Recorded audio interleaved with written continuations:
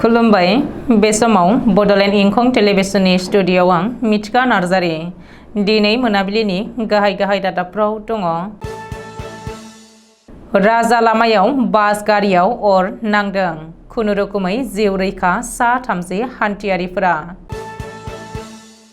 CIDनि जेआव बजालिनि 4 police officer.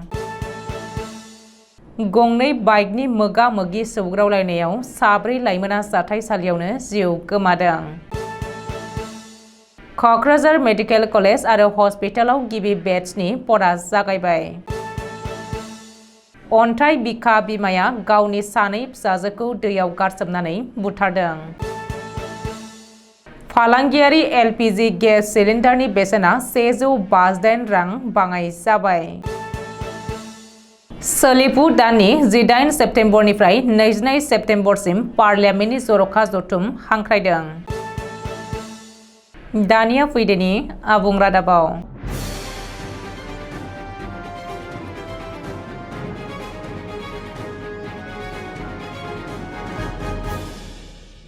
राजा लामायावनो ब्लाव ब्लाव अर जोंखांदों गंसे आल्ट्रा बास।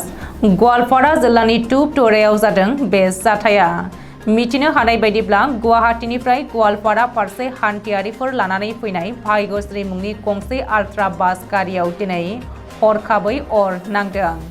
बे जाथायाव दान्दिसेनि गेजेरावनो हान्थियारिफोरनि गेजेराव गिख्रंनाय थासारि सोमजिदोंमोनब्लाबो बास गारियाव थानाय हान्थियारिफोरा खुनुरुखुमै जिउ रैखा मोननो हायो। बबेखानि मोब्लिब सर्ट सार्किट जानायनि जुनै बे गिख्रंथाव अर खामनाय जाथाया जादों होननानै सन्देह खालामदों। मिथिनो हानाय बायदिब्ला राजा लामायाव ब्लाव ब्लाव अर नांनाय बास गारियाव सा 30 हान्थियारिफोर दङमोन। बबेखानि राजा लामायाव खारफुनाय समावनो हान्थियारिफ्रा गारि सिङाव उखुन्दै नुयो। लोगो लोगो गारिखौ लाखिनानै गासैबो हान्थियारिफोरखौ ओंखारहोयो। बेनि उनावनो गारियाव ब्लाव ब्लाव अर जोंखाङो। लोगो लोगो बे जाथायनि बागै अर खोमोरग्रा बिफाननो खौरां हरदोंमोन। नाथाय टुपटरायाव अर खोमोरग्रा बिफाननि मावख' गैयैनि थाखाय दुधनिनिफ्राय थांनो गोनां जायो। जाउनाव अर खोमोरग्रा बिफाना जाथायसालियाव सौहैनायनि सिगांनो बास गारिया खामनानै सेवहांगार जायो। बबेखानि अर खोमोरग्रा बिफाननि गारिया माखासे समनि उनावसो जाथायसालियाव सौहैनायनि थाखायनो जाथाया गिख्रंथावसिन जायो आरो बास गारिया खामनानै सेवहांगार जायो होननानै जाथायखौ नुनाय सुबुंफोरा बुंथिदों। CIDनि जेआव आसाम पुलिसनि 4 पुलिस अफिसार। CIDनि जेआव नांनाय 4बो पुलिस अफिसारा बजालि जिल्लानि। बजालिनि DSPजों लोगोसे 4 पुलिस अफिसारखौ CIDआ एरेस्ट खालामदों होननानै मिथिनो हादों।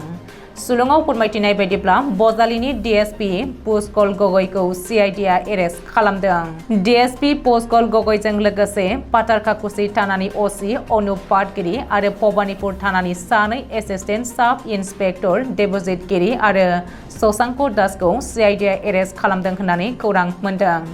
नाथाय मा जाहोननि थाखाय बजालिनि बै 4 पुलिस अफिसारफोरखौ एरेस्ट खालामदों बेनि जाहोनखौ CIDआ सोराङाव लाबोआखै। मख'नो गोनांदि DSP पुष्कल गगैनि हेंथायै सिगाङावबो आयेन बेरेखायै रांनि गोहोजों APSनि साख्रि लानायनि अजद सिखांदोंमोन। बबेखानि हमजानाय 4बो पुलिस अफिसारखौ CIDआ गुवाहाटीयाव लानानै थांदों आरो नायबिजिरनो लादों होननानैबो सुलुङाव फोरमायदों। धुबुरी जिल्लानि बिलासिपारायाव गिख्रंथाव लामा जाब्रथाय। गंनै बाइकनि मोगा-मोगि सौग्रावलायनायाव 4 लाइमोना जाथायसालियावनो जिउ गोमादों। थांनाय हराव बे गिख्रंथाव लामा जाब्रथाया जादों।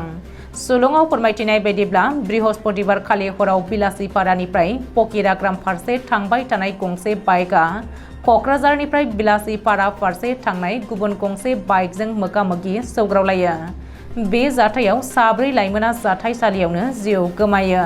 बे गिख्रंथाव जाब्रथायाव जिउ गोमानाय 4 लाइमोनखौ फारियै जाहिनुर खान, नर पक्ट खान, नर मोहम्मद हुसैन आरो आब्बु सिद्दिक होननानै सिनायथिनो हादों।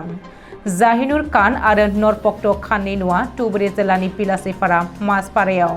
ओरैहाय नुर मोहम्मद हुसैन आरो आब्बु सिद्दिकनि न'आ क'क्राझार जिल्लानि पकिराग्राम फारिकिटलाव होननानै मिथिनो हादों। रिपर्ट बायदिब्ला जाब्रथायाव मोगा-मोगि जानाय गंनैबो बाइकआ KTM मोन। बेनिनो गंसे बाइकनि नम्बरा AS19T4750 आरो गुबुन गंसेया नाम्बार गैया। बे जाब्रबथायनि बागै खौरां मोननाय लोगो लोगो बिलासीपारा महकुमानि SDPOजों लोगोसे बिलासीपारा, रानीगंज आरो लक्ष्मीगंजनि पुलिस टीमा जाथायसालियाव थांनानै खौरां लाहैयो आरो साब्रैबो लाइमोननि गोथै सहखौ बोखांनानै बिलासीपारा थानायाव लानानै थाङो आरो बेनि उनाव पस्टमर्टेम आनजाद नायनो दैथायहरनाय जायो। क'क्राझार मेडिकेल कलेज आरो हस्पिटालाव जागायबाय गिबि बेचनि फरा। क'क्राझार मेडिकेल कलेज आरो हस्पिटालाव दिनैनिफ्राय MBBSनि गिबि बेचनि फराया जागायजेनबाय। सावस्रि मन्थ्रि केशव महन्तआ दिनै क'क्राझार मेडिकेल कलेज आरो हस्पिटालाव फैनानै गिबिसिन बेचखौ बेखेवनानै होयो। बे हाबाफारियाव मन्थ्रि उरखावग्रा ब्रह्म, बिटिआरनि गाहाय प्रमद बर', MLA लरेन्स इस्लारि, MLA जिरन बसुमतारी, BTCLAनि बुंथिगिरि काथिराम बर', बिटिआरनि गोबांसा EM, MCLA आरो सावस्रि बिफाननि अफिसारफोरा बाहागो लादोंमोन। बे हाबाफारियावनो सावस्रि मन्थ्रि केशव महन्तआ खौरांगिरिफोरजों मोगा-मोगियाव डाक्टार आरो आसा मावफारियाफोरखौ थांखिनानै सांग्रांथि होदों।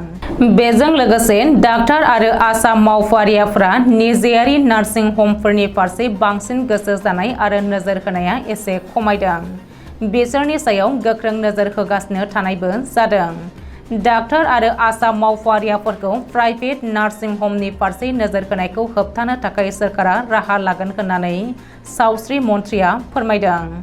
ओरैहाय क'क्राझाराव मेडिकेल कलेज मोननो हानाया बिटिआरनि रायजो राजा आरो क'क्राझारनि थागिबिफोरनि थाखाय जाफुंसारनाय होननानै प्रमद बर'आ बुंथिदों आरो बेनि थाखाय गिबि मन्थ्रि डक्टर हिमन्त बिश्व शर्माखौ साबायखर होदों।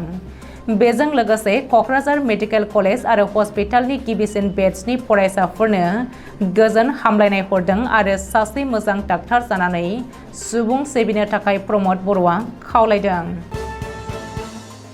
काछार जिल्लानि सनाय हाथिखलायाव मोनसे सोमोनांथाव बुथारनाय जाथाय। जोनोमगिरि बिमायानो गावनि उन्दै सानै फिसाजोखौ खास्रि-बिस्रियै बुथारदों। अन्थाइ बिखा बिमाया 1.5 बोसोरनि आरो 3 बोसोर बैसोनि सानै उन्दै फिसाजोखौ दैयाव गारसोमनानै बुथारनायनि गोख्रों अजद सिखांदों। बे सोमोनांथाव आरो मुगैथाव बुथारनाय जाथाया दिनै सोराङाव फैनायनि उनावनो ओनसोलाव दुंहाव थासारि सोमजिदों। सुलुङाव फोरमायथिनाय बायदिब्ला आजमिरा बेगम मुंनि आइजोआ बृहस्पतिबार खालि हराव फिसाय बाबुल हुसेनजों नांज्लायदोंमोन आरो एना-एनि जादोंमोन।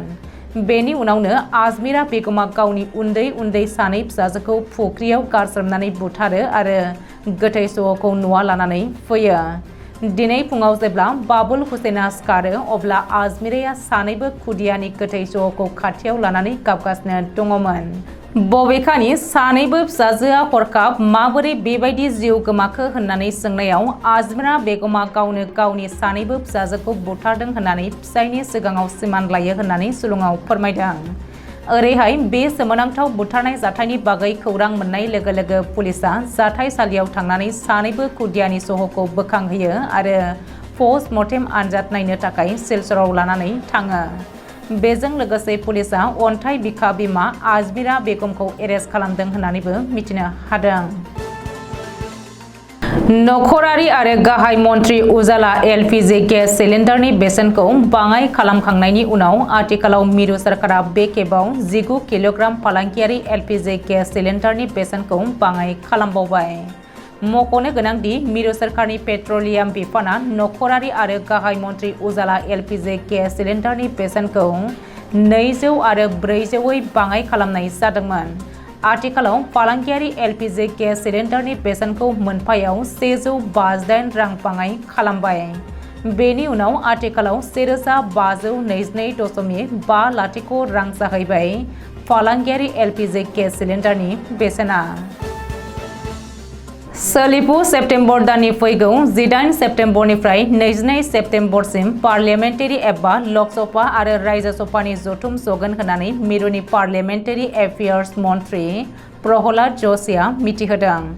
मख'नो गोनांदि थांनाय समफोराव बेरेखा दोलोआ लकसभा आरो रायजो सभानि जथुमाव नांगौ बायदियै हेफाजाब होयैयाव माखासे थांखोनि बिलफोरखौ मिरु सोरखारा पास खालामनो हाजोबाखैमोन।